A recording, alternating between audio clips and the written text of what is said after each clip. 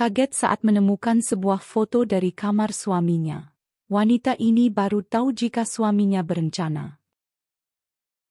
Pagi itu, sinar matahari masuk lembut melalui jendela rumah bergaya minimalis berwarna putih gading yang terletak di ujung jalan perumahan asri. Di dalam rumah tersebut, seorang wanita tampak sibuk di dapur dengan wajah berseri.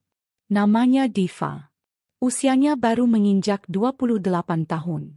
Namun wajahnya masih mencerminkan ketulusan dan kebahagiaan yang membuat siapapun nyaman di dekatnya.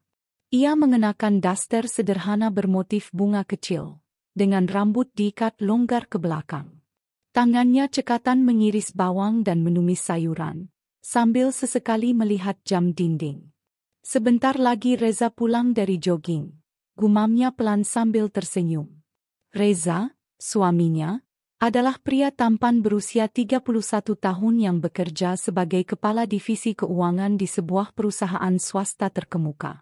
Mereka menikah 2 tahun lalu, setelah 3 tahun menjalin hubungan sebagai kekasih.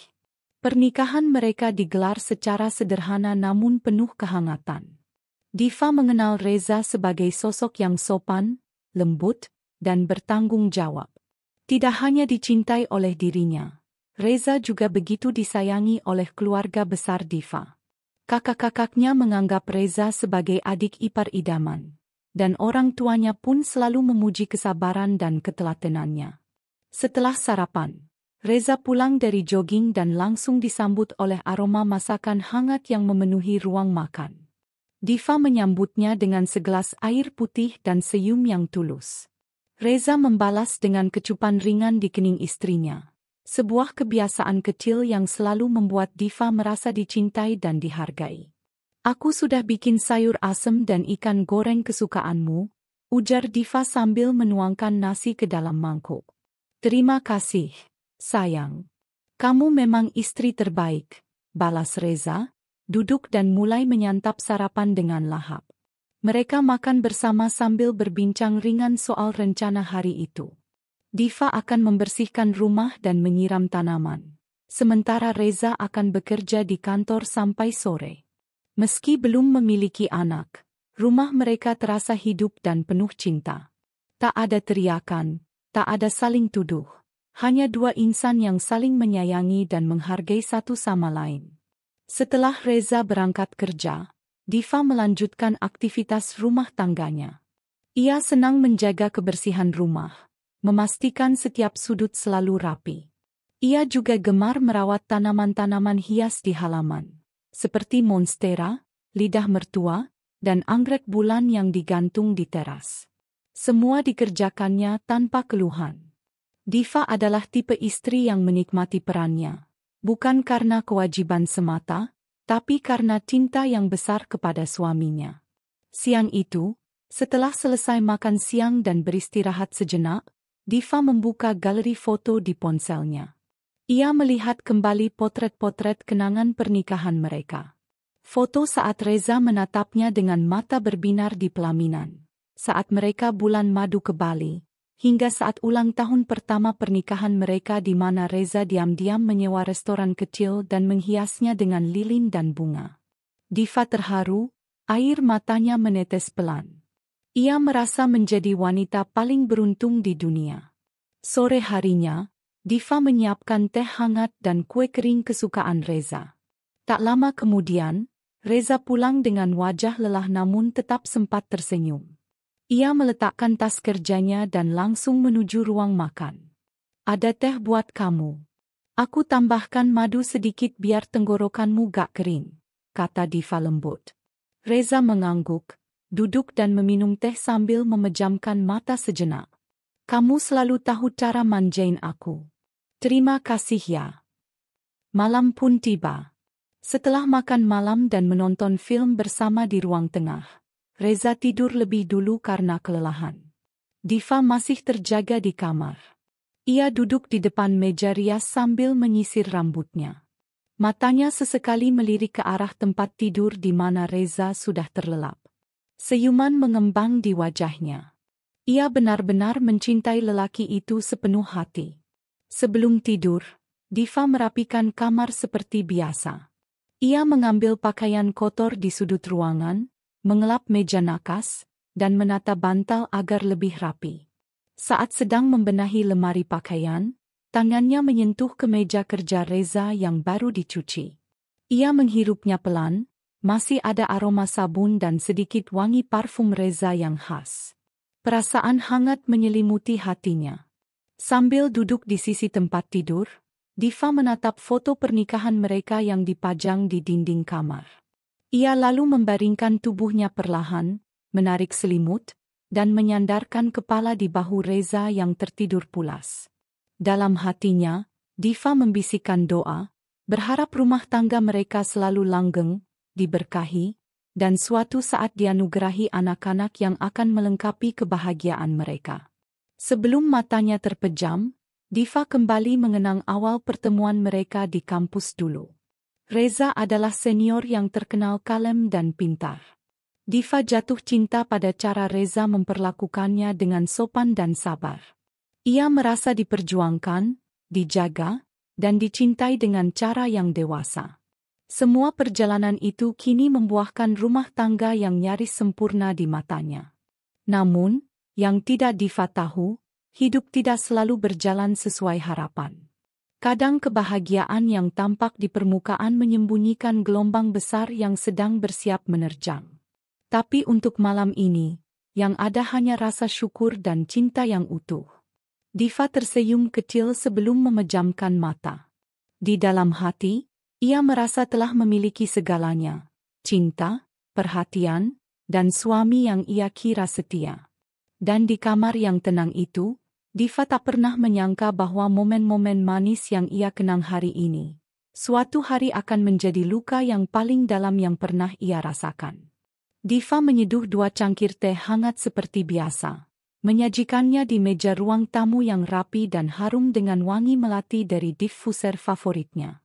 Malam itu udara terasa sedikit lebih dingin, dan suasana rumah seperti biasa tenang. Ia memanggil Reza yang baru saja selesai mandi. Tapi, berbeda dari biasanya, Reza tidak segera datang. Ia terdengar berbicara lirih di kamar, lalu keluar sambil menenteng ponsel dan duduk di sudut ruangan, tidak mengambil cangkir teh yang sudah disiapkan. Matanya tak lepas dari layar, jarinya cepat menari di atas keyboard ponsel. Sesekali tersenyum kecil, lalu kembali termenung dengan ekspresi yang sulit dibaca. Diva memandang suaminya itu dengan sedikit heran. Sudah beberapa malam ini Reza tampak lebih sibuk dengan ponselnya dibanding biasanya. Waktu yang biasanya mereka habiskan untuk berbicara, bercanda, atau menonton film bersama, kini tergantikan oleh keheningan yang aneh. Seolah-olah ada dinding tak terlihat yang mulai tumbuh di antara mereka. Diva mencoba mengabaikan firasatnya dan mengambil posisi duduk di dekat Reza. "Kamu kelihatan capek banget, Mas. Di kantor banyak kerjaan ya?" tanya Diva dengan suara lembut. Iya, tadi ada rapat tambahan. Deadline juga makin ketat. Aku harus sering lembur minggu-minggu ini, jawab Reza singkat tanpa menoleh. Ia tetap fokus pada ponselnya. Kemudian tiba-tiba berdiri dan masuk ke kamar, meninggalkan Diva yang terdiam sendirian. Diva menatap cangkir teh yang masih utuh di atas meja. Suasana seperti ini sudah terjadi beberapa kali dalam sepekan terakhir. Reza mulai sering pulang malam, alasannya selalu lembur. Ketika di rumah pun, ia tidak lagi menunjukkan kehangatan yang biasanya sangat Diva nikmati. Tidak ada pelukan sepulang kerja. Tidak ada cerita ringan tentang rekan kantor atau lelucon receh seperti dulu. Bahkan, cara Reza menatap Diva pun berubah, dingin, acuh, dan sesekali seperti ingin menyembunyikan sesuatu. Namun, Diva bukan tipe wanita yang mudah mencurigai. Ia tumbuh dengan prinsip bahwa rumah tangga harus dibangun di atas rasa percaya. Ia mencoba menepis segala pikiran buruk yang mulai bermunculan. Mungkin memang lagi banyak tekanan kerja, pikirnya. Reza adalah pekerja keras, dan ia yakin suaminya hanya sedang butuh waktu untuk menenangkan diri. Beberapa hari kemudian, saat sarapan, Reza hanya mengambil segelas susu dan sepotong roti, lalu buru-buru bersiap. Diva yang sudah bangun sejak subuh dan menyiapkan nasi goreng kesukaan Reza hanya bisa menatap kosong. "Mas, ini nasi gorengnya, kamu nggak mau makan dulu sebentar?" tanya Diva sambil tersenyum kecil, berusaha menutupi rasa kecewa. Reza melihat jam tangannya lalu menjawab cepat, "Nggak usah, aku udah telat. Makan di kantor aja." Tanpa mencium kening Diva seperti biasanya, Reza berlalu keluar rumah. Diva berdiri di depan pintu, menatap punggung suaminya menjauh. Ada perasaan aneh di hatinya. Bukan marah, bukan kecewa, tapi seperti kosong. Kosong karena perasaan cinta yang dulu begitu hangat kini perlahan menjauh dan mengabur. Ia memeluk dirinya sendiri, mencoba melawan angin pagi yang menggigit kulit, tapi lebih dari itu, ia sedang mencoba menguatkan hatinya. Siang itu, Diva menghubungi Reza melalui pesan singkat, menanyakan kabar dan apakah suaminya sempat makan siang. Namun, pesan itu hanya dibaca, tanpa balasan. Hingga malam tiba, Reza baru membalas dengan singkat, "Maaf, rapat seharian." Tak ada emoji, tak ada pertanyaan balik. Diva menarik napas panjang. Dulu, setiap pesan selalu diiringi dengan kalimat manis, atau sekadar emotikon senyum. Malamnya, saat Reza pulang, ia langsung menuju kamar mandi. Kemudian keluar hanya untuk mengambil air minum dan kembali tenggelam di dalam ponsel. Diva yang duduk di ruang tengah sambil menonton televisi hanya bisa mencuri pandang. Ia ingin mengajak ngobrol, tapi bibirnya terasa berat. Seolah-olah instingnya sudah tahu bahwa Reza tidak akan menanggapi dengan tulus. Akhirnya Diva memberanikan diri. Ia masuk ke kamar, duduk di ujung ranjang dan menatap suaminya yang masih sibuk di pojok ruangan. "Mas, aku kangen ngobrol sama kamu," katanya lirih. Reza mendongak pelan, lalu menghela napas. "Kita ngobrol tiap hari, kok. Sekarang aku capek, pengen istirahat." "Tapi kamu kayak, bukan kamu yang dulu," lanjut Diva, suaranya mulai bergetar. "Kamu berubah. Aku bisa ngerasa itu." Reza berdiri dari duduknya. "Diva, jangan mulai drama, ya. Aku capek. Semua orang bisa berubah, kan? Ini cuma fase. Jangan dibikin berat." Jawaban itu seperti pisau yang menusuk pelan hati Diva. Ia tidak menyangka Reza akan berbicara dengan nada sedingin itu. Tapi ia menahan air matanya, tidak ingin terlihat lemah. Malam itu mereka tidur dalam diam. Punggung saling membelakangi. Diva tak bisa memejamkan mata. Ia memikirkan segala kenangan manis mereka. Apakah semuanya hanya kebetulan yang indah di awal saja? Ataukah ada sesuatu yang benar-benar sedang disembunyikan Reza? Hari-hari berikutnya berjalan dengan pola yang sama. Reza semakin sering berada di luar rumah.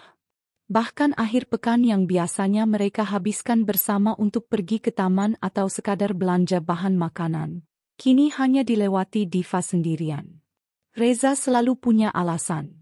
Urusan kantor, menemani klien, bahkan katanya harus menghadiri pertemuan alumni.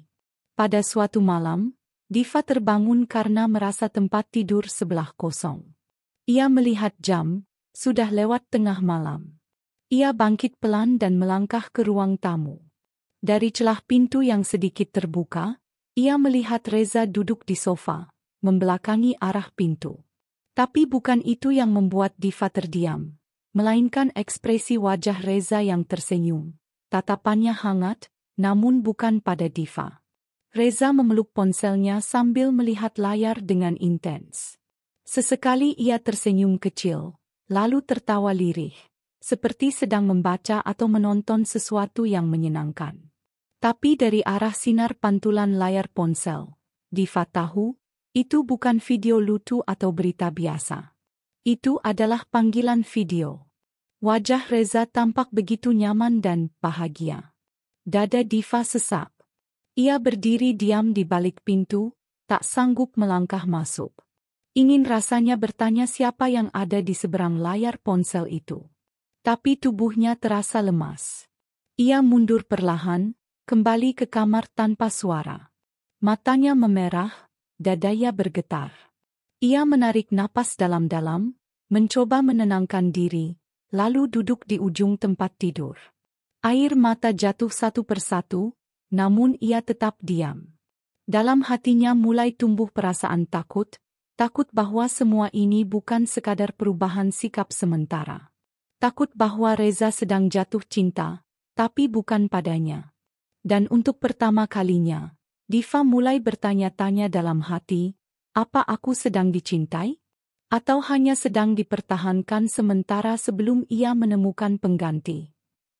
Malam itu, angin berhembus lebih dingin dari biasanya. Dan di tengah keheningan, Diva tahu, sesuatu dalam rumah ini telah berubah. Pagi itu, cahaya matahari menerobos lembut ke dalam kamar melalui celah tirai jendela. Diva sudah bangun sejak subuh, seperti biasa.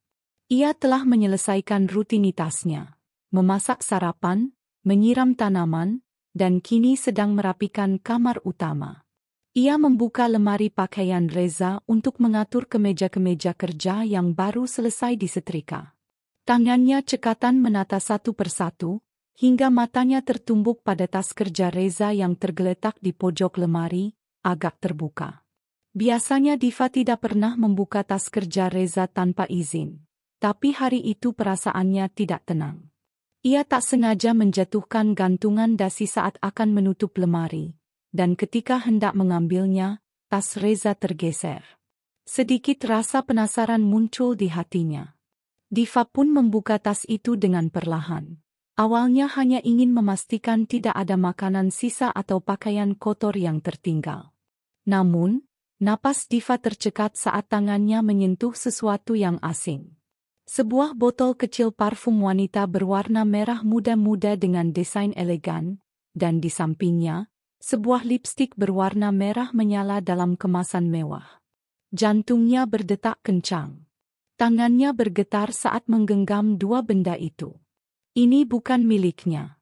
Ia tidak pernah memakai parfum sejenis itu, apalagi lipstik merah terang seperti ini. Diva lebih suka warna-warna natural. Ia menatap benda-benda itu cukup lama, mencoba mencari alasan logis.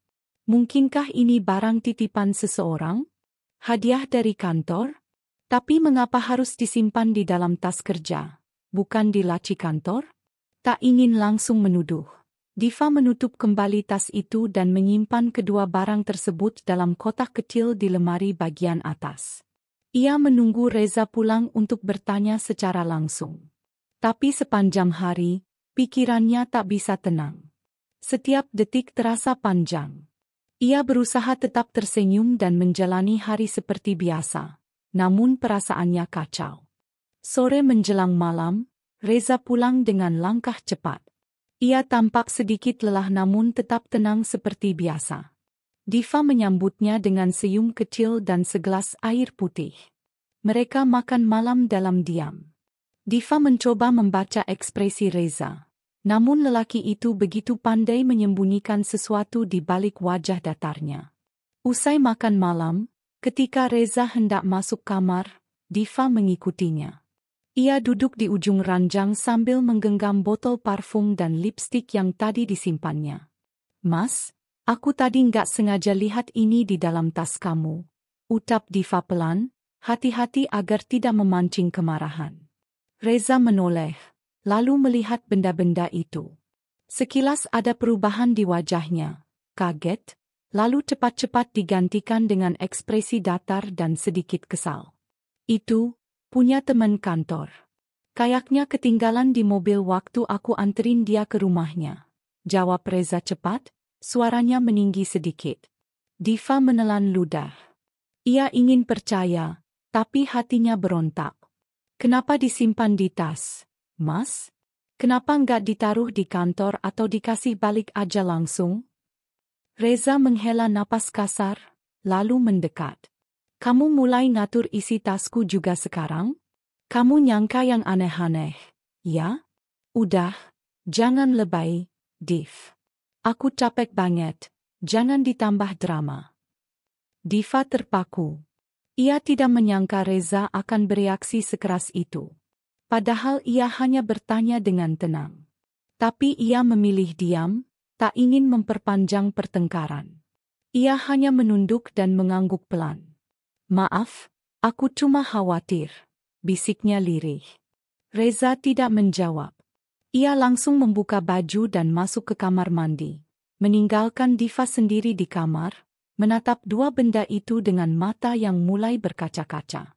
Ia ingin percaya. Ia mencoba percaya. Tapi semuanya mulai terasa tidak masuk akal. Kejadian-kejadian akhir-akhir ini, sikap Reza yang dingin, dan kini barang-barang wanita yang bukan miliknya. Semuanya seperti menyusun potongan puzzle yang perlahan membentuk gambar menyakitkan. Keesokan harinya, Diva menceritakan hal ini secara sepintas kepada sahabat sekaligus tetangganya, Lela, saat mereka sedang duduk di teras rumah. Lela menatapnya prihatin. Ia sudah lama menyimpan sesuatu, tapi tak enak hati untuk mengatakan langsung. Div, aku sebenarnya udah lama pengen bilang. Tapi takut kamu salah paham, ujar Lela pelan. Apa, La? Tanya Diva dengan alis terangkat.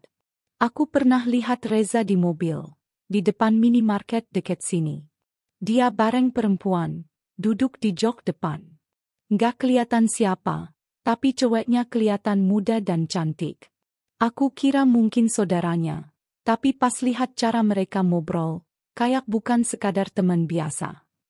Diva terdiam. Dunia seolah berhenti sejenak. Ia tidak tahu harus percaya atau tidak. Antara ingin tetap mempertahankan citra sempurna suaminya, dan kenyataan yang mulai menampar pelan-pelan. Mungkin itu teman kantor, La. Reza emang lagi banyak urusan kantor akhir-akhir ini, jawab Diva, mencoba tersenyum walau getir.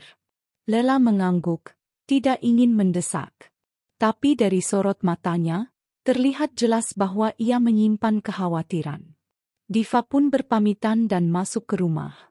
Ia duduk di ruang tengah, menatap kosong ke arah televisi yang menyala tanpa suara. Ia mulai mempertanyakan banyak hal. Apakah Reza masih mencintainya? Apakah ia sedang bermain di belakangnya?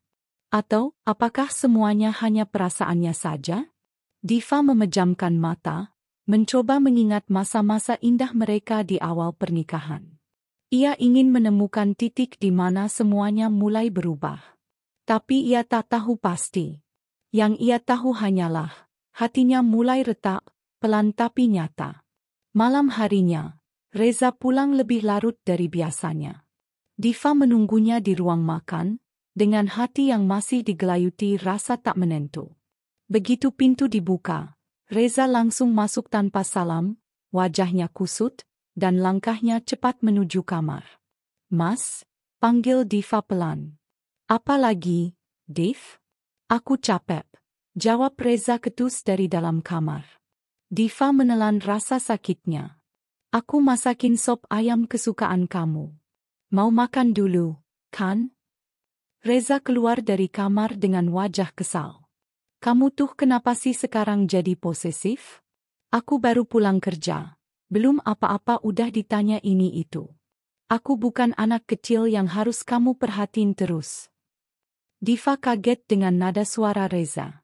Ia tidak bermaksud mengekang, hanya ingin memperlakukan suaminya dengan penuh kasih seperti biasa. Tapi yang ia terima justru bentakan dan pandangan tajam yang belum pernah ia lihat sebelumnya.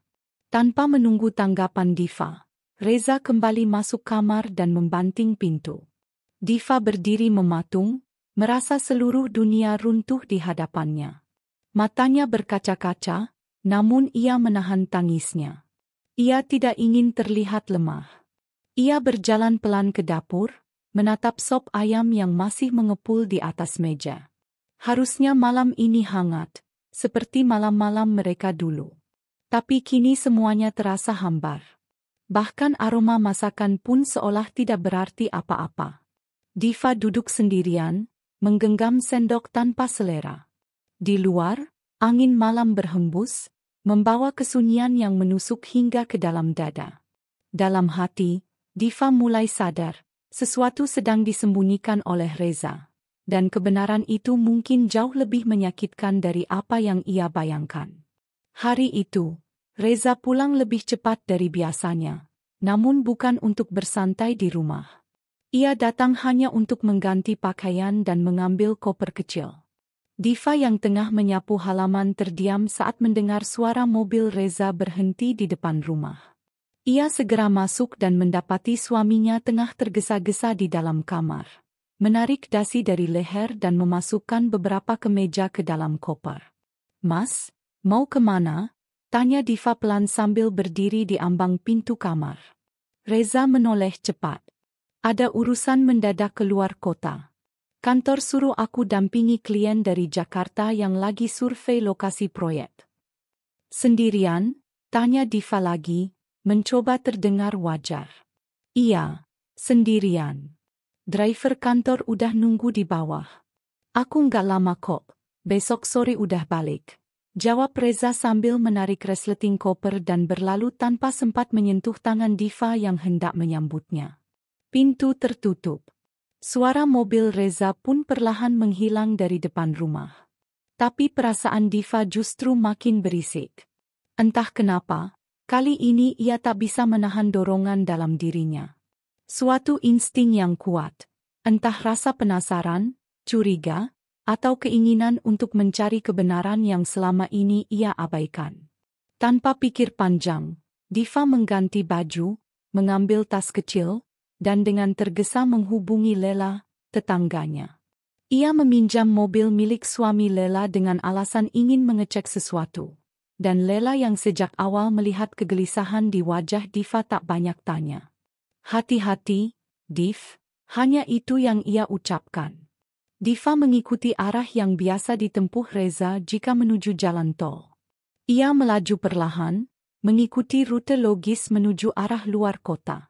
Benar saja, tak jauh dari pintu tol, ia melihat mobil Reza berbelok masuk ke sebuah kawasan hotel bintang 4 yang cukup terkenal.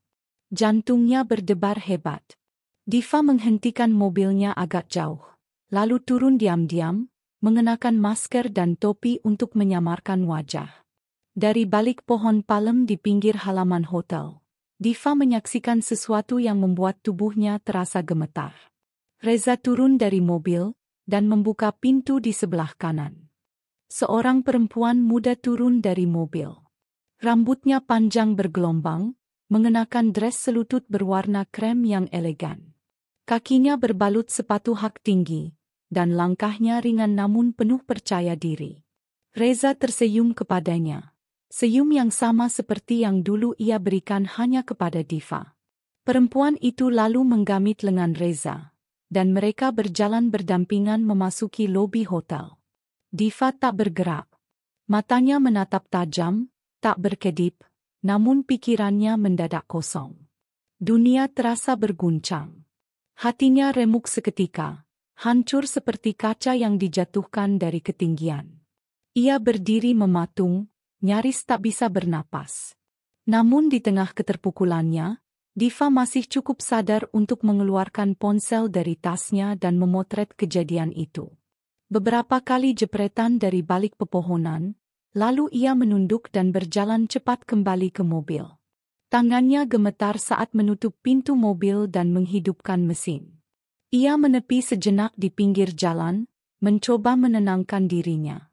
Air mata mengalir pelan, tanpa isakan. Hanya diam, dan sesak yang begitu dalam. Entah sejak kapan Reza mengenal perempuan itu. Entah berapa banyak kebohongan yang sudah ia telan mentah-mentah. Diva merasa dadanya ditusuk ribuan jarum, tapi tetap berusaha berpikir jernih.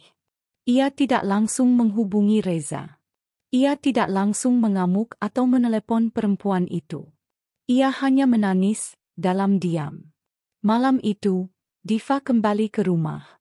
Lampu-lampu sudah ia nyalakan, meski rumah terasa lebih gelap dari biasanya. Ia duduk di sofa ruang tengah, masih mengenakan pakaian yang sama. Ponselnya masih digenggam erat, dengan foto-foto Reza dan perempuan itu tersimpan di galeri. Ia melihatnya lagi dan lagi, berharap matanya salah. Tapi tidak. Itu jelas Reza. Dan perempuan itu, bukan dirinya. Pukul 10 malam, Reza mengirim pesan singkat. Udah di hotel. Besok siang meeting, doain lancar ya. Diva menatap pesan itu dengan mata merah. Ia membalas dengan satu kata, iya. Tidak ada tanda seru, tidak ada emoji, tidak ada nada bahagia seperti biasanya. Hanya satu kata dingin yang penuh luka. Reza mungkin tidak menyadarinya. Atau mungkin, memang tidak peduli. Diva berdiri pelan dan masuk ke kamar. Ia membuka lemari dan mengeluarkan pakaian yang tadi siang dikenakan Reza. Ia mencium sisa aroma tubuhnya, dan tiba-tiba hatinya seperti tersengat. Ada bau parfum yang familiar. Bukan milik Reza, tapi ia mengenalnya. Diva berjalan ke bagian atas lemari, mengambil kembali botol parfum yang pernah ia temukan di tas kerja Reza. Ia buka tutupnya, mencium aromanya, lalu terdiam. Itu parfum yang sama. Ia mengingat jelas. Saat perempuan itu turun dari mobil tadi sore, angin sempat membawa aroma khas ke arah Diva yang bersembunyi di balik pohon. Wangi manis yang segar, sedikit menyengat namun meninggalkan kesan mewah. Dan itu adalah aroma yang kini sedang ia hirup dari botol parfum di tangannya. Perempuan itu adalah pemilik barang asing yang ia temukan waktu itu. Perempuan itu yang selama ini membuat Reza berubah. Perempuan itu adalah sosok yang diam-diam masuk ke dalam hidupnya dan mencuri cinta suaminya. Diva terduduk di tepi ranjang. Tangannya lemas, air mata mengalir deras tanpa bisa ia bendung. Ia merasa seperti kehilangan separuh jiwanya. Semua kepercayaan, semua cinta, semua pengorbanan yang telah ia berikan selama ini, terinjak begitu saja. Tapi meski hatinya porak-poranda, dalam diam, Diva mulai merasakan satu hal. Ini bukan waktunya lagi untuk menangis tanpa arah. Ia tidak boleh hancur. Ia tidak boleh kalah. Ia harus tahu siapa perempuan itu. Ia harus tahu seberapa dalam luka yang telah mereka ukir di belakang punggungnya. Karena kali ini, dia tidak akan lagi berpura-pura buta. Dan malam itu, sebelum menutup matanya dengan tangis yang masih basah, Diva bersumpah dalam hati, ia akan mencari tahu semuanya. Sampai ke akar. Sampai habis. Langit mendung sore itu seperti menggambarkan isi hati Diva yang tak kunjung tenang sejak kejadian di hotel beberapa hari lalu. Reza sudah kembali ke rumah, namun suasananya tak banyak berubah. Lelaki itu masih sering pulang larut malam, bahkan terkadang tak menginap dengan alasan urusan kantor yang mendesak. Diva pun sudah berhenti bertanya. Ia hanya mencatat setiap gerak-gerik Reza dalam diam, menyusun serpihan-serpihan keganjilan yang perlahan menyatu menjadi sesuatu yang jauh lebih mengerikan daripada sekadar perselingkuhan. Hari itu Diva sedang mencari dokumen penting untuk pengurusan pajak rumah. Dokumen yang biasanya disimpan dalam map berwarna biru tua di dalam laci meja rias. Namun entah kenapa, map itu tidak ada di tempat biasanya. Ia mulai mengaduk isi laci satu persatu, membongkar lemari dengan teliti, hingga akhirnya mendekati sisi ranjang yang jarang ia jamah. Diva menunduk, dan ketika berlutut untuk mengintip ke bagian bawah ranjang, tak sengaja tangannya menyenggol sesuatu hingga jatuh ke lantai. Sebuah kotak tipis berwarna coklat dengan tutupnya yang sedikit terbuka. Dengan hati-hati, Diva menarik kotak itu keluar. Terdapat sebuah amplop besar di dalamnya, tertutup rapat, namun terasa berat. Ia membuka amplop itu perlahan, dan apa yang ditemukannya membuat darah di tubuhnya seolah berhenti mengalir. Puluhan foto, tercetak rapi di atas kertas glossy, bertebaran di dalam amplop tersebut. Diva mengambil satu persatu, awalnya bingung, lalu terkejut. Di foto-foto itu, ia melihat dirinya sendiri. Ada potret dirinya saat sedang berjalan sendirian ke minimarket dekat rumah. Ada yang memperlihatkan ia sedang duduk di teras rumah bersama Lela.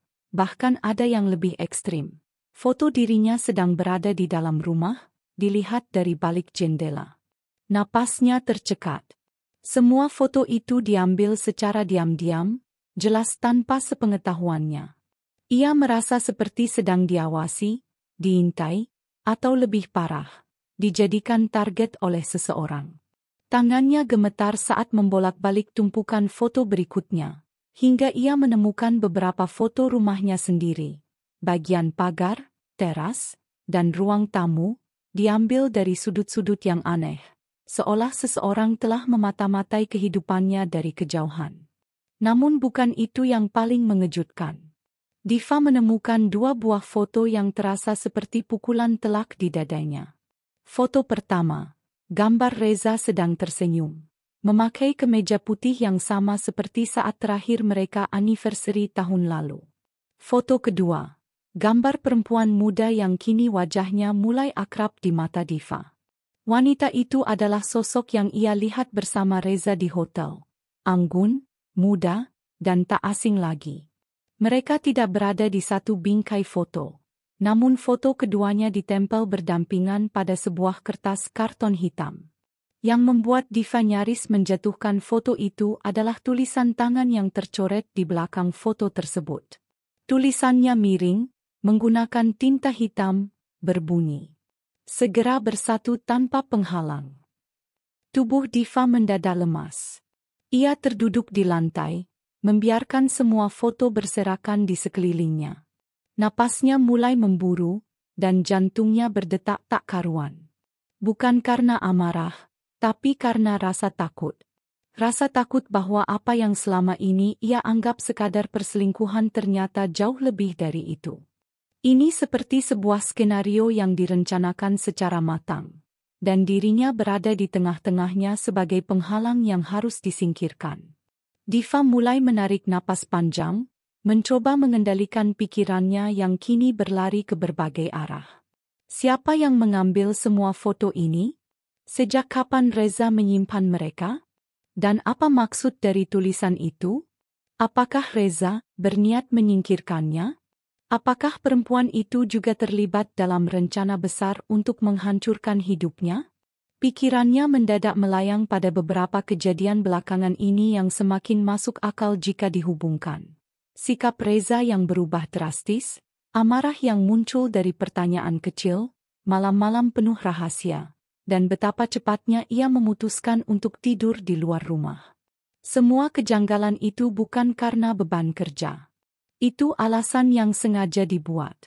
Reza sedang menyusun sesuatu, dan kini Diva yakin dirinya menjadi target dari sesuatu yang gelap dan jahat.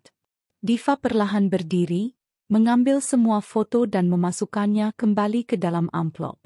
Ia menyimpannya di dalam laci terkunci di ruang kerja pribadinya. Mulai saat ini, ia harus ekstra hati-hati. Tidak ada lagi air mata yang ditumpahkan sia-sia. Tidak ada lagi percakapan lembut yang berharap jawaban jujur. Diva harus membuka mata sepenuhnya. Ia tidak bisa hanya menjadi korban. Ia harus menjadi penyelamat bagi dirinya sendiri. Malam itu, Reza pulang lebih awal dari biasanya. Ia membawa sebungkus makanan siap saji dan meletakkannya di meja makan tanpa berkata banyak.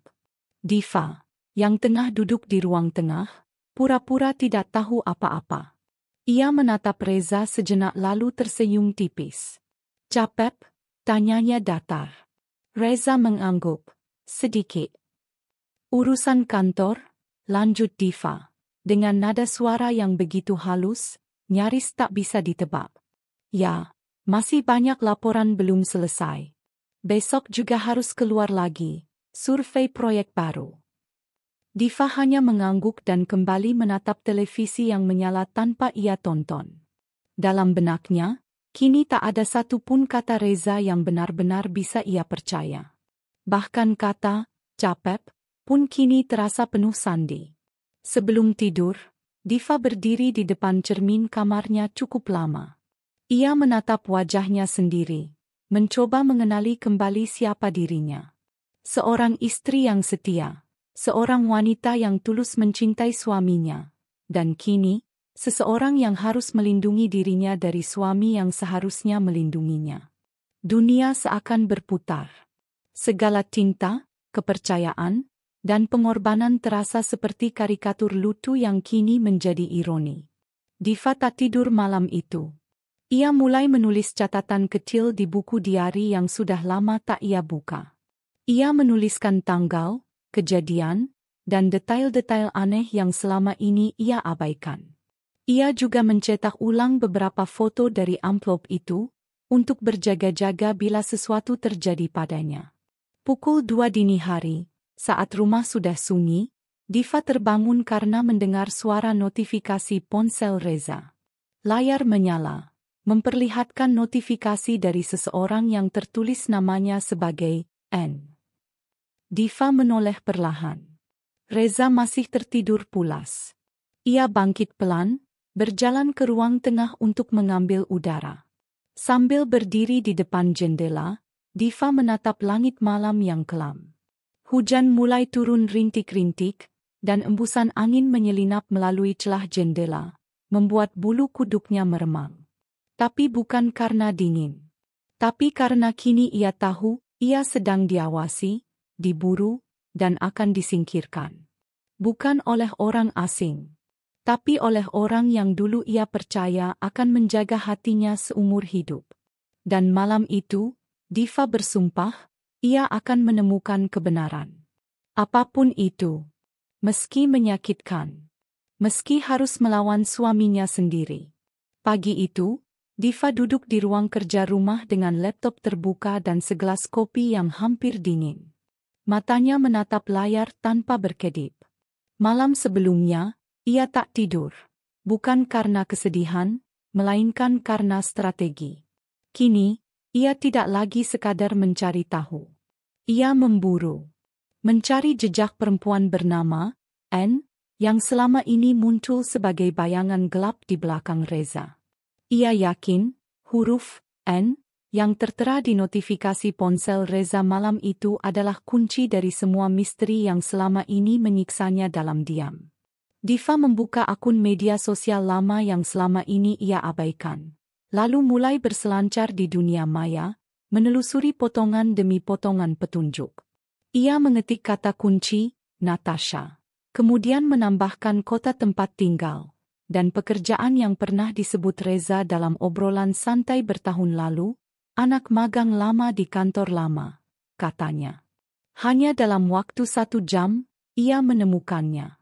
Sosok perempuan muda dengan rambut bergelombang panjang, senyum memesona namun tatapan tajam, seperti seseorang yang selalu yakin akan apa yang ia inginkan, dan tidak ragu mengambilnya, meski milik orang lain. Nama akun, Natasha R. Akunnya terbuka sebagian. Cukup untuk Diva membaca komentar, menelusuri unggahan lawas, dan mengintip siapa saja yang sering memberi reaksi. Dan benar saja, nama Reza beberapa kali muncul di kolom komentar unggahan lama. Semakin dalam ia menelusuri, semakin hancur perasaannya. Diva menemukan unggahan Natasha sekitar 4 tahun lalu, jauh sebelum ia menikah dengan Reza, dengan caption berbunga-bunga. Terima kasih sudah selalu membuatku merasa istimewa. Komentar Reza ada di sana. Berbunyi, kamu yang terlalu istimewa. Foto-foto lainnya menunjukkan Natasha berada di restoran yang juga pernah dikunjungi Diva bersama Reza. Bahkan di kafe tempat Reza dulu melamarnya. Tiba-tiba semuanya terasa menjijikkan. Bukan hanya karena pengkhianatan Reza, tapi karena kesadaran bahwa pernikahannya mungkin hanyalah bagian dari rencana besar yang dibangun dengan kebohongan. Ia bukan wanita pertama dalam hidup Reza.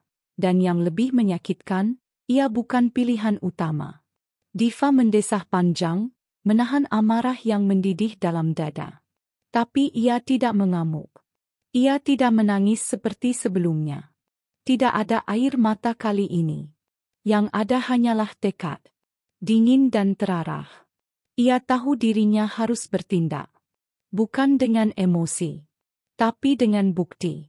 Hari-hari selanjutnya, Diva menjalani perannya dengan sempurna. Istri manis yang penuh pengertian. Ia tak pernah lagi bertanya kemana Reza pergi, tidak mencurigai keanehan apapun. Ia justru lebih perhatian, menyiapkan baju kerja Reza dengan teliti. Bahkan tak lupa menyelipkan camilan favorit suaminya ke dalam tas.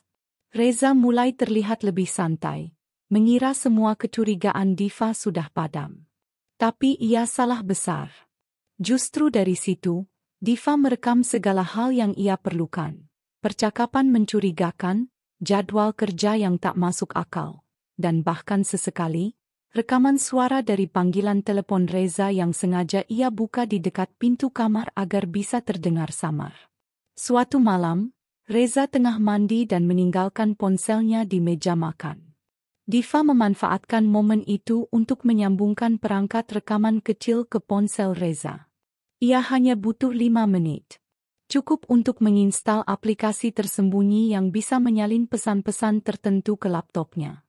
Ini bukan ilegal untuk wanita yang sedang menyelamatkan hidupnya, batinnya berkata. Beberapa hari kemudian, hasilnya mulai terlihat. Dari salinan pesan yang ia terima, Diva membaca percakapan antara Reza dan Natasha yang sangat intim. Mereka membicarakan rencana masa depan bersama. Natasha menulis, "Kapan kita bisa hidup tenang tanpa dia?" Reza membalas, "Sebentar lagi. Semua akan selesai sesuai rencana." Diva gemetar membaca kalimat itu. Ia tahu, dia, dalam percakapan itu adalah dirinya. Bukan hanya perselingkuhan. Ini adalah konspirasi. Mereka ingin ia disingkirkan, entah secara hukum, atau lebih buruk lagi. Diva tak berani membayangkan kemungkinan terakhir. Tapi semua bukti mengarah pada satu kesimpulan. Dia sedang dijebak. Entah untuk diceraikan, difitnah, atau dijatuhkan sedemikian rupa hingga tidak punya kekuatan untuk melawan. Namun yang tidak Reza dan Natasha ketahui adalah, Diva bukan wanita lemah. Dalam diam, Diva mulai menyusun strateginya. Ia menemui seorang pengacara, teman lamanya semasa kuliah, dengan alasan berkonsultasi soal pembagian warisan orang tuanya. Ia tidak menyebut soal rumah tangga, tapi dari gestur dan nada suaranya yang tegas, pengacara itu bisa membaca bahwa Diva sedang menyembunyikan sesuatu. "Kalau kamu butuh bantuan hukum, Div, bilang aja. Aku tahu cara menyiapkan dokumen agar kamu aman kalau ada apa-apa," ucap sang pengacara sambil menyerahkan kartu nama dan berkas-berkas dasar. Diva pulang dengan hati lebih tenang. Ia tahu, langkahnya perlahan mulai mengarah ke jalur perlindungan. Sambil terus mengumpulkan bukti-bukti, ia mulai mencatat waktu Reza pergi, siapa saja yang dihubungi, bahkan sempat memotret nota hotel yang ia temukan di saku jaket Reza. Semua ia simpan di folder khusus bernama "Kebenaran", yang dikunci dengan kata sandi. Hari-hari berlalu, dan Diva semakin piawai memainkan perannya. Ia tetap menyambut Reza dengan senyum hangat, menyajikan makan malam dengan cinta palsu yang rapi. Reza semakin yakin bahwa segalanya aman.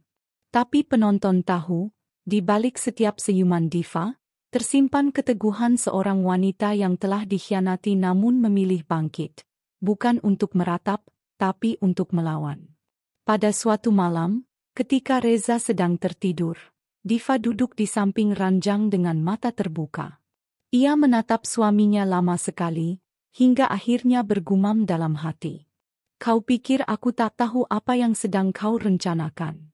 Tapi kali ini, bukan aku yang akan tersingkir." Dengan lembut, ia mengambil ponselnya, membuka galeri, dan memotret wajah Reza yang tertidur pulas. Bukan untuk dikenang, tapi sebagai penanda bahwa malam itu, Diva bukan lagi istri yang menangis diam-diam di bawah selimut. Ia adalah istri yang mulai membalikkan keadaan. Pagi itu terasa berbeda. Matahari yang biasanya menyinari rumah Diva dengan lembut kini terasa menyengat, menyiksa. Udara dingin dalam kamar tak mampu meredam panas yang perlahan menyusup dari dada ke kepala. Diva baru saja membuka ponselnya ketika sebuah pesan masuk dari sepupu Reza. Pesan itu hanya satu kalimat, namun cukup untuk membuat tangannya gemetar. "Div, serius kamu selingkuh? Kok bisa sampai segitunya kamu tega sama Reza?" Diva mematung. Ia langsung menelusuri media sosial dan benar saja. Salah satu akun keluarga Reza baru saja mengunggah status samar, tapi jelas ditujukan kepadanya. Perempuan cantik belum tentu setia. Istri macam apa yang sanggup mendua di belakang suaminya? Komentar-komentar mulai bermunculan. Nama Diva memang tidak disebut, namun konteksnya sangat jelas. Beberapa akun keluarga lainnya bahkan menuliskan doa agar Reza diberi kesabaran dan kekuatan. Diva menahan napas. Ia tahu, ini bukan sekadar gosip iseng. Ini adalah jebakan. Reza sedang memutarbalikkan kenyataan, membuat dirinya seolah menjadi korban dari pernikahan mereka. Tak butuh waktu lama, panggilan masuk datang bertubi-tubi. Ada dari kakak iparnya, dari bibinya, bahkan dari ibunya sendiri. Dan belum sempat ia menjawab satu pun, pintu rumah diketuk keras. Ibu mertua Diva berdiri di ambang pintu dengan wajah merah padam. Di belakangnya, dua sepupu Reza ikut berdiri, seperti hendak menyaksikan drama rumah tangga yang tak mereka tahu duduk perkaranya. "Keluar kamu, Diva," bentak ibu mertua dengan suara tinggi. Diva yang masih mengenakan daster dan belum sempat menyisir rambutnya hanya bisa terpaku di ruang tamu. Ia masih berusaha memahami situasi yang mendadak berubah drastis. "Ibu," ucapnya pelan. "Jangan panggil aku ibu. Perempuan murahan kayak kamu enggak pantas tinggal di rumah anakku. Aku udah capek dengar cerita kamu keluyuran diam-diam, katanya sering keluar malam. Sekarang terbuktikan, kamu selingkuh di belakang Reza." Suara ibu mertua menggema di seluruh ruangan. "Bu, saya nggak selingkuh. Demi Allah, saya bisa jelasin," ucap Diva dengan air mata yang mulai menggenang. "Jangan bawa-bawa nama Allah kalau kamu sendiri enggak jaga kehormatan suami," bentak sepupu Reza. "Kita semua tahu kamu enggak kerja, tapi sering pergi. Katanya ke pengacara segala. Mau urus cerai diam-diam, ya?" Diva tercekat. Ia baru sadar, langkahnya beberapa waktu terakhir diam-diam mulai bocor ke telinga Reza. Bisa jadi, Reza mulai curiga sejak ia mendatangi pengacara itu. Dan kini, Reza lebih dulu memainkan kartu andalannya, membalikkan semua seolah akulah pengkhianatnya. Tanpa sempat menjelaskan, ibu mertua menarik lengannya dan mendorong koper Diva ke depan pintu. "Mulai hari ini, kamu keluar dari rumah ini. Rumah ini bukan milikmu, ini rumah Reza. Pergi sebelum kami buat kamu malu lebih dari ini." Diva berdiri terpaku, kemudian pelan-pelan mengambil koper kecilnya. Dadanya sesak, matanya panas, dan suaranya tercekat. Ia tak bisa melawan. Tak bisa menjelaskan. Semuanya seperti panggung sandiwara yang naskahnya sudah ditulis dengan sangat rapi, dan ia hanya pelaku yang tak diberi kesempatan bicara. Ia melangkah keluar tanpa sepatah kata. Matanya menatap langit yang mendung, sama seperti hatinya yang kini benar-benar kehilangan atap. Dunia seakan runtuh, namun ia tahu, ini bukan akhir. Ini adalah ujian terberat, dan ia harus melewatinya dengan kepala tegak. Lela langsung membuka pagar rumahnya dan memeluk Diva begitu melihat sahabatnya berdiri dengan koper di tangan dan mata bengkak. "Astagfirullah, Div, masuk, sini," bisik Lela, memeluknya dengan hangat. Diva tak bisa berkata apa-apa. Ia hanya menangis pelan di pelukan sahabatnya. Untuk pertama kalinya, ia merasa benar-benar hancur. Bukan karena dituduh, tapi karena difitnah oleh orang yang ia cintai dan percayai. Beberapa saat kemudian, setelah air matanya surut, Diva menceritakan semuanya. Mulai dari tuduhan Reza, fitnah keluarga, hingga pengusiran dari rumah. Ia juga memperlihatkan semua bukti yang selama ini ia kumpulkan. Foto-foto, salinan chat, hingga rekaman ringan. Lela mendengarkan dengan serius. Wajahnya muram dan matanya tajam. Ini udah bukan perselingkuhan biasa, Div. Ini udah gila. Mereka mau kamu kelihatan buruk di mata keluarga. Biar pas kamu gugat cerai atau ditinggalin pun, kamu disalahin. Nama kamu hancur. Pinter banget tuh Reza main peran, ucap Lela kesal. Aku gak ngerti, lah. Aku cuma pengen rumah tangga aku selamat. Tapi mereka malah bikin aku kelihatan jahat, bisik Diva lirih. Justru karena kamu diam dan sabar, mereka pikir kamu lemah, kata Lela tegas.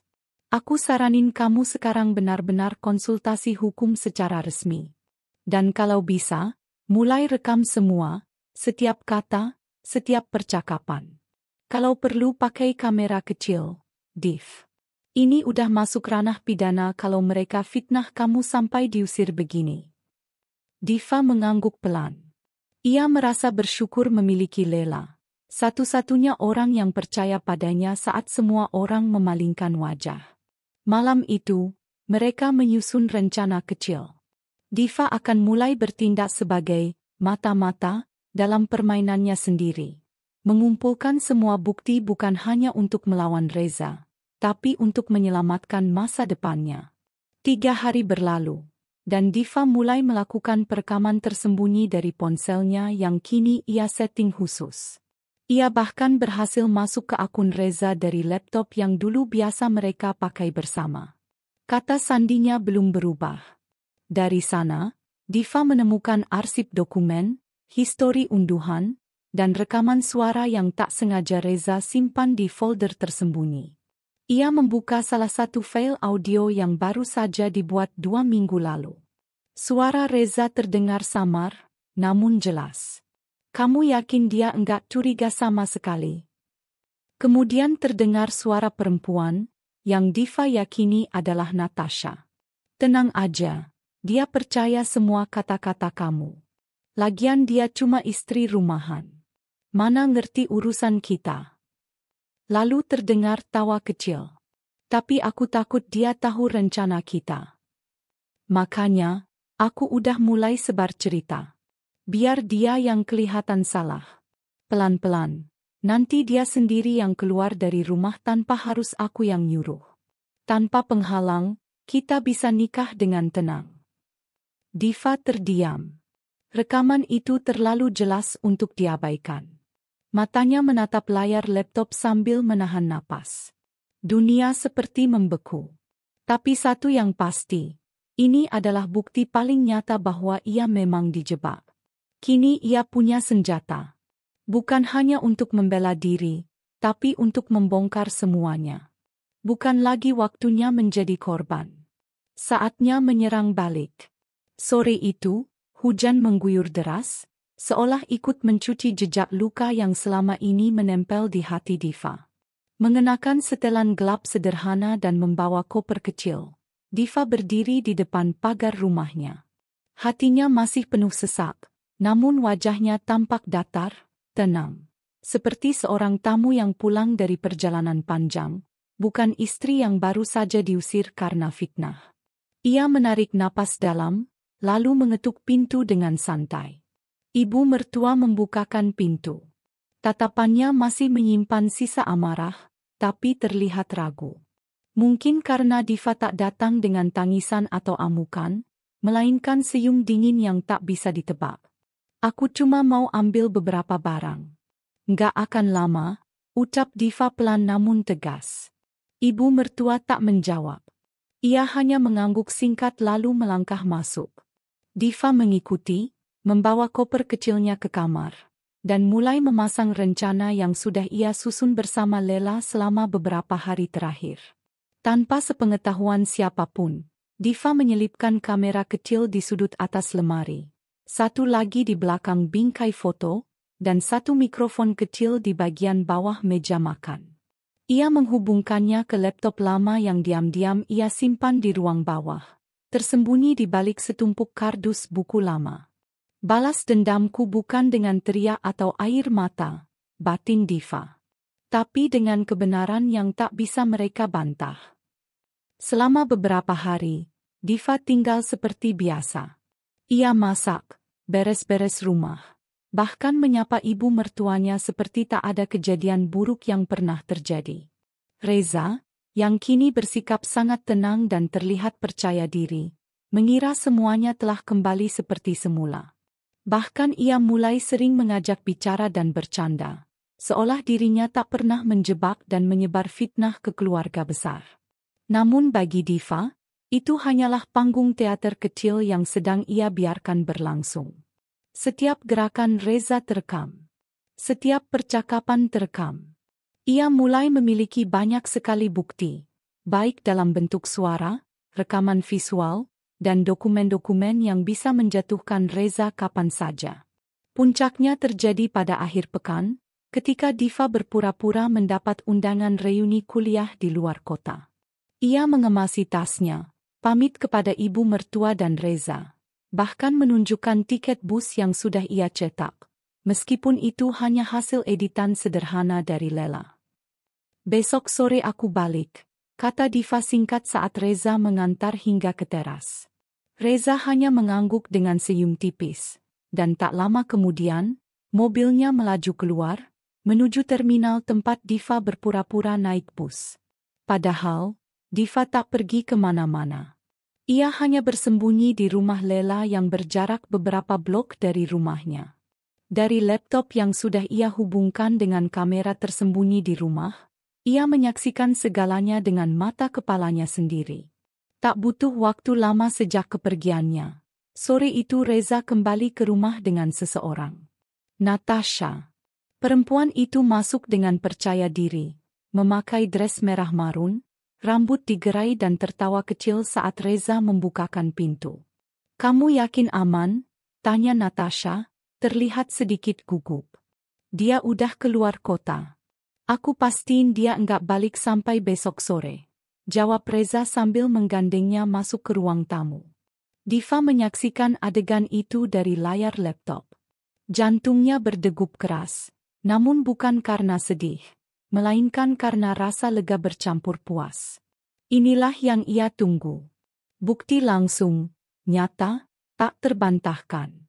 Kamera di ruang tamu merekam saat Reza mencium kening Natasha, menyuruhnya duduk, lalu mengambil minuman dari kulkas. Mereka bercanda, bergurau, bahkan tak sungkan saling berpelukan dan saling mencium di sofa tempat biasanya Diva duduk setiap malam. Perempuan yang dulu dianggap saingan tak kasat mata, kini tampil jelas di hadapannya sebagai penghancur rumah tangga. Tapi anehnya, Diva tak menangis. Ia tak merasa kalah. Justru dalam diam, ia merasa menang. Karena saat semua topeng telah lepas, kebenaran mulai bicara dengan sendirinya. Malam hari, Diva dan Lela menyalin semua rekaman itu ke beberapa flash disk dan hard drive. Mereka membuat salinan cadangan di 3 tempat berbeda, untuk jaga-jaga jika suatu saat ada yang mencoba menghapus atau menyabotase. Mereka juga membuat rekaman dari rekaman, untuk disebarkan ke keluarga jika saatnya tiba.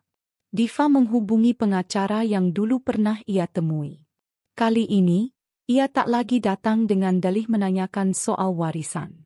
Ia membawa semua bukti dalam folder lengkap dan memperlihatkan kepada sang pengacara. Ada pasal untuk fitnah, pencemaran nama baik, perzinaan, dan juga intimidasi, ucap pengacaranya dengan nada serius. "Kalau kamu mau, kita bisa langsung ajukan gugatan sekaligus laporan pidana." Tapi Diva belum mau. "Belum sekarang. Aku ingin semua orang tahu dulu siapa Reza dan siapa aku yang sebenarnya," jawabnya sambil menatap lurus. Seminggu kemudian, Diva meminta izin kepada ibu mertua untuk mengadakan makan malam keluarga besar. Alasan yang ia sampaikan sederhana. Ia ingin minta maaf secara langsung kepada semua orang yang merasa kecewa padanya. Ibu mertua menyambut antusias. "Bagus. Akhirnya kamu sadar juga, Div." Diva hanya tersenyum. Sore harinya, keluarga besar mulai berdatangan. Saudara ipar, bibi, keponakan, bahkan kakak kandung Reza ikut hadir. Reza sendiri tampak bingung, tapi tak banyak bicara. Ia hanya mengikuti saja, berpikir bahwa ini bagian dari kemenangannya karena Diva seolah menerima semua tuduhan. Makan malam berjalan hangat. Diva memasak sendiri, menyuguhkan hidangan favorit keluarga. Semua tampak normal, hingga akhirnya ia berdiri dan berkata, "Sebelum kita tutup malam ini, aku ingin menunjukkan sesuatu. Tapi kumohon, jangan potong dulu sampai aku selesai." Lalu Diva menyalakan layar proyektor kecil yang telah ia siapkan sejak siang. Semua mata menatap bingung. Namun detik berikutnya, rumah menjadi sunyi. Rekaman mulai diputar. Suara Reza terdengar. "Tenang aja, dia percaya semua kata-kata kamu. Lagian dia cuma istri rumahan. Mana ngerti urusan kita?" Disusul suara Natasha yang menjawab, "Kapan kita bisa hidup tenang tanpa dia?"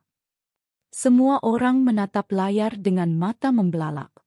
Wajah Reza langsung memucat. Ibu mertua menoleh cepat ke arah anaknya. Matanya menyipit, tak percaya.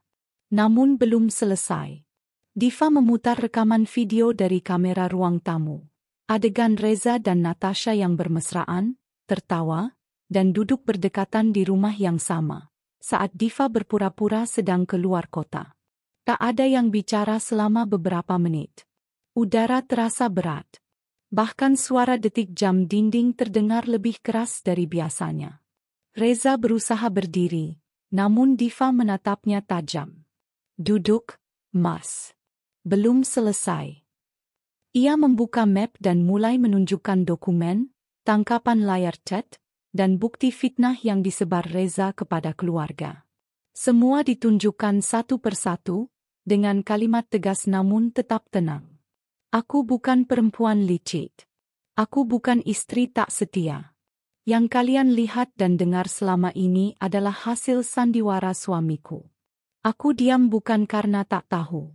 Aku sabar bukan karena lemah. Aku hanya sedang menunggu waktu untuk membuktikan semuanya." Tangis ibu mertua pecah. Beberapa anggota keluarga tertunduk malu. Reza hanya bisa duduk kaku, tak mampu mengucapkan sepatah kata pun. Dan malam itu, Diva menatap semua orang satu persatu, lalu berkata, "Terima kasih sudah hadir malam ini. Sekarang, aku akan pergi bukan karena diusir. Tapi karena aku memilih untuk tidak tinggal bersama orang yang berniat menyingkirkanku." Ia berjalan meninggalkan ruangan dengan kepala tegak, disambut Lela yang sejak tadi menunggu di luar. Dan untuk pertama kalinya setelah sekian lama, langkah Diva terasa ringan. Karena kali ini, ia pergi bukan sebagai korban, tapi sebagai pemenang. Hari itu, langit cerah dengan angin yang bertiup lembut, seolah alam ikut menyambut hari besar yang telah lama Diva tunggu. Ia berdiri di depan cermin besar di kamar Lela, mengenakan gaun sopan berwarna navy yang elegan dan anggun. Wajahnya bersih dari riasan tebal, hanya polesan tipis yang menampilkan ketegasan serta ketenangan. Hari ini bukan tentang balas dendam dengan teriakan atau tangisan. Ini hari di mana kebenaran akan berbicara atas nama dirinya. Acara keluarga besar itu diadakan di rumah Paman Reza. Seperti biasa tiap beberapa bulan sekali keluarga besar dari pihak Reza berkumpul, mengobrol dan makan bersama. Namun kali ini, suasananya berbeda. Ada kabar bahwa Diva diundang kembali, meski sempat diusir secara tidak langsung beberapa minggu lalu. Keluarga besar penasaran, apakah Diva akan datang dengan kepala tertunduk, atau justru menangis memohon kembali. Tak ada yang tahu rencana yang sebenarnya sudah disusun Diva dengan sangat matang. Ketika Diva memasuki ruangan, semua mata langsung menoleh ke arahnya. Beberapa menatap dengan sinis, beberapa terlihat kasihan, dan sebagian lain hanya diam, menunggu drama berikutnya. Tapi Diva tetap melangkah mantap, membawa sebuah tas jinjing berisi flash disk, dokumen, dan surat kuasa dari pengacaranya. Di belakangnya, Lela berjalan tenang, menemani dalam diam sebagai saksi perjuangan sahabatnya yang hampir direnggut segalanya karena kebohongan. Ibu mertua yang duduk di kursi panjang menoleh sinis. "Ngapain kamu kesini lagi, Diva? Masih belum cukup kamu bikin malu keluarga ini?" ucapnya lantang. Diva tersenyum pelan. "Maaf, Bu. Saya datang bukan untuk minta maaf. Saya datang untuk menunjukkan yang sebenarnya." Beberapa orang mulai berbisik. Suasana ruangan menjadi hening dalam ketegangan yang mendalam. Diva melangkah ke depan, lalu memutar proyektor kecil yang sudah ia siapkan sebelumnya. Ia menyambungkan flash disk ke alat tersebut dan membuka folder berisi rekaman. Layar proyeksi menampilkan rekaman dari kamera tersembunyi di ruang tamu rumahnya. Gambar pertama yang terlihat, Reza membuka pintu dan menyambut seorang wanita. Wajah Natasha muncul jelas di layar. Ada yang terkejut, ada pula yang mulai mengerutkan dahi. Kemudian, terdengar suara mereka bercanda, tertawa, dan saling memanggil dengan nama sayang. Adegan berlanjut dengan pelukan dan ciuman singkat. Ini bohong. Ini disusun." Reza berdiri, wajahnya panik. Diva mengangkat tangan tenang. "Tunggu dulu, Mas. Masih ada lanjutannya." Ia memutar rekaman suara dari ponsel Reza yang ia salin. Suara Reza terdengar jelas. "Tenang aja, dia percaya semua kata-kata kamu. Lagian dia cuma istri rumahan. Mana ngerti urusan kita." Lalu Natasha menjawab, "Kapan kita bisa hidup tenang tanpa dia?" Disusul suara tawa mereka berdua. Suara gumaman kecil mulai terdengar dari para kerabat. Beberapa terlihat menoleh ke Reza dengan wajah tidak percaya. Ibu mertua kini tak bisa menyembunyikan keterkejutannya. Wajahnya memucat, mulutnya terbuka, tapi tak ada kata keluar. Diva mematikan layar, lalu membuka tas jinjingnya. Ia mengeluarkan berkas dan menunjukkan lembar surat yang sudah ditandatangani. "Ini surat kuasa dari pengacara saya. Saya akan menggugat cerai Reza secara resmi. Selain itu, saya akan melaporkan saudara Reza dan Natasha atas tuduhan pencemaran nama baik, perzinahan, dan upaya penjebakan yang sudah terbukti lewat rekaman dan dokumen ini." Semua orang terdiam. Selama ini saya diam bukan karena lemah. Saya diam karena saya ingin tahu sejauh mana kebohongan bisa mereka pertahankan. Saya dicaci, saya diusir dari rumah yang saya rawat, saya dituduh tanpa bukti. Tapi hari ini, saya datang bukan untuk menuntut pengakuan. Saya datang untuk menuntut keadilan, ucap Diva dengan suara mantap, matanya menatap seluruh ruangan. Reza berdiri, panik. "Tunggu. Semua ini nggak seperti yang kalian lihat. Ini disusun. Dia yang ingin pergi dari awal. Dia cuma nyari alasan biar bisa kabur dari rumah tangga." Tapi tak ada yang mempercayainya kali ini. Bukti terlalu kuat. Video terlalu jelas. Suara terlalu tegas. Bahkan beberapa saudara perempuan Reza mulai menggeleng pelan dan menggumamkan kalimat, "Parah banget, Reza." Ibu mertua masih terdiam. Diva menoleh ke arahnya. "Bu, saya selama ini hormat sama ibu.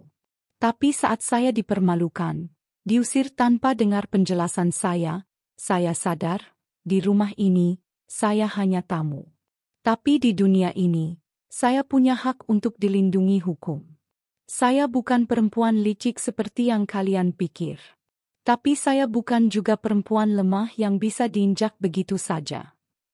Lela maju ke depan dan berdiri di samping Diva. "Saksi dan bukti sudah lengkap. Kami sudah siapkan semuanya, Bu. Termasuk bukti kalau Reza menyebarkan fitnah secara sadar untuk menghancurkan citra istri sahnya sendiri." Wajah Reza kian memucat. Ia terduduk kembali di kursi, lemas. Salah satu paman Reza, seorang yang dituakan dalam keluarga, berdiri dan berkata dengan nada kecewa, "Reza, kamu anak laki-laki yang kami banggakan. Tapi hari ini, kamu mempermalukan seluruh keluarga. Kamu menyakiti perempuan sebaik ini, dan bersekongkol untuk menghancurkannya? Malu kami." Suara tepukan pelan terdengar. Bukan untuk menghina, tapi untuk menghargai ketenangan Diva. Ayah dan ibu kandung Diva yang juga hadir dalam acara itu, berdiri dan memeluk anak mereka dengan bangga. Sang ibu berkata, "Kamu luar biasa, Nak. Kamu nggak hanya bertahan, tapi kamu bangkit dengan elegan." Diva memeluk mereka erat. Air mata kali ini turun bukan karena sedih, tapi karena lega. Ia sudah melewati badai besar dengan kepala tegak. Ia tidak membalas dengan fitnah, tidak dengan amarah, tapi dengan bukti dan kebenaran yang tak bisa disangkal. Malam itu, Diva berpamitan dengan semua. Ia tak membawa banyak barang, hanya dokumen dan salinan rekaman yang masih disimpannya dengan baik. Reza mencoba mendekat. "Diva, aku salah. Tapi tolong, jangan laporkan aku. Kita bisa bicara baik-baik, ya?" Diva menatapnya datar. "Waktu untuk bicara sudah lewat, Mas. Sekarang waktunya kamu menghadapi akibat dari semua yang kamu lakukan." Ia berbalik dan meninggalkan ruangan. Setiap langkah kakinya terasa ringan. Ia tak membawa beban, karena ia tahu, hari itu, kebenaran sudah bicara. Waktu berjalan. Sejak hari di mana Diva resmi menggugat cerai Reza, hidupnya perlahan berubah arah. Proses hukum berjalan lancar, didampingi pengacara yang sigap dan bukti-bukti yang tak terbantahkan. Reza sempat berusaha menunda sidang, bahkan mencoba merayu Diva secara diam-diam. Tapi semuanya terlambat. Diva tak lagi melihat Reza sebagai cinta, apalagi rumah. Keputusan pengadilan turun 1 bulan setelah sidang terakhir. Hakim mengabulkan semua tuntutan Diva, perceraian, pengakuan kesalahan pihak Reza, dan bahkan perlindungan nama baik secara hukum. Nama Diva dibersihkan, bukan hanya di mata hukum, tapi di mata masyarakat dan keluarga besar yang pernah menilainya hanya dari gosip murahan. Hari di mana ia keluar dari ruang sidang dengan salinan surat cerai di tangannya, adalah hari pertama ia merasa benar-benar bebas.